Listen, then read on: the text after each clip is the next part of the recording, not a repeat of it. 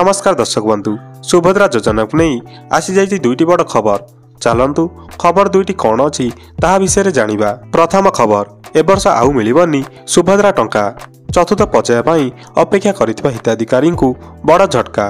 चतुर्थ पर्याय टंका को अपेक्षा करथिले होई जिवे हतोत्साहित कारण ए वर्ष खाता को आसीबनी सुभद्रा टंका।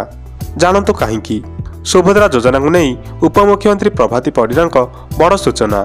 चतुर्थ पर्याय टंका पाई अपेक्षा करिथिया महिला को यही अपडेट निराश करिपारे।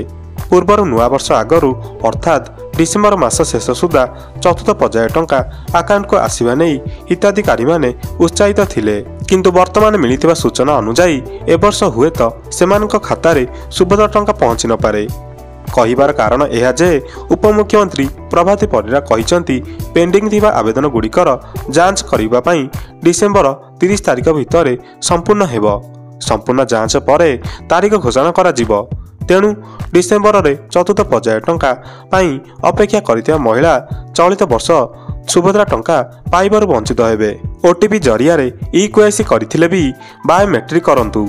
जदि बायोमेट्रिक द्वारा ई-केवाईसी संपूर्ण हो जाइछि तेबे आगामी किस्ती रे अकाउंट को सुभद्रा टंका आसीजिवो।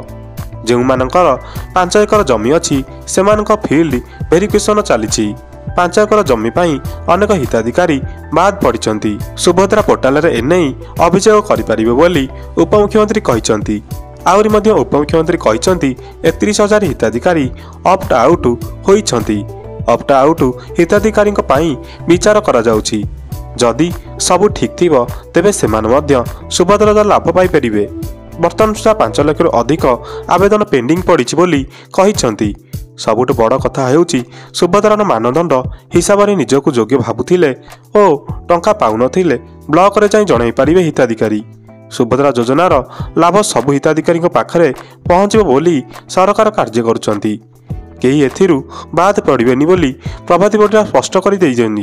द्वितीय खबर आवेदन परे भी सुभद्रा टंका मिलु नथिले तुरंत करंतु एही काम। सुभद्रा टंका पाई आवेदन करिसंती किंतु टंका आसीनी सेमानक पाई बड़ खबर करिबाकू पड़िबो एही काम।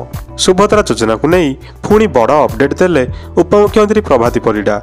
जेउ माने सुभद्रा टंका पाई आवेदन करिसंती किंतु टंका आसीनी सेमानकू आगामी किस्ती टंका आसीबा पूर्वरु किछि काम सारिबाकू पड़िबो।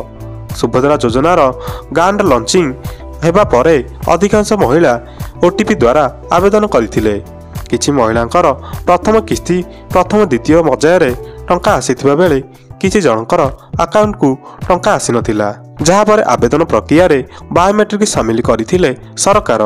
आवेदन समय अनेकंकर ओटीपी आसीथिबा असुविधा होइतिला, किंतु बायोमेट्रिक जरिया रे एही आवेदन प्रक्रिया सरल करिबाकू उपमुख्यमंत्री सूचना दैथिले।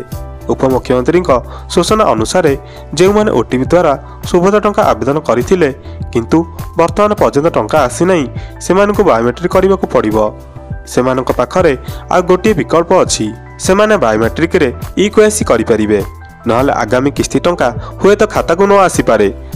पूर्वर आधार सह लिंक थिबा बैंक अकाउंट और डीबीटी सक्षम थिबा खाता को सुभद्रा टंका आसीबो बोली प्रभाती परिड़ा स्पष्ट कर सारिछंती। जदि केही हिताधिकारी अकाउंट सह आधार लिंक करि नाहंती तेबे द्वितीय किस्ती आगरू तुरंत एही काम कर दियंतु। तो दर्शक बंधु जदि आपण मानकु भिडियोटी इंफॉर्मेटिव लागिथिबो तो भिडियोटी को लाइक एवं चैनल टी को सब्सक्राइब करिदेबे।